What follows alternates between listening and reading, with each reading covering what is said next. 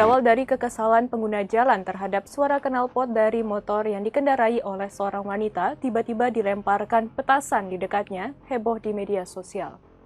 Seorang wanita menaiki motor yang knalpotnya sudah dimodifikasi dengan suara yang keras.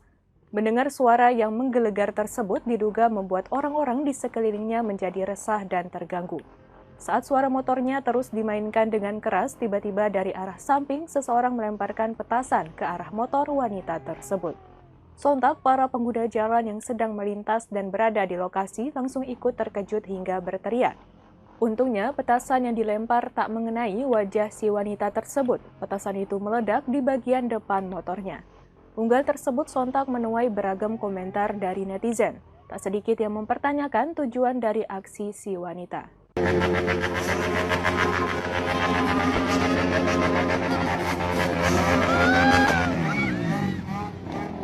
Terima kasih sudah nonton. Jangan lupa like, subscribe, dan share ya.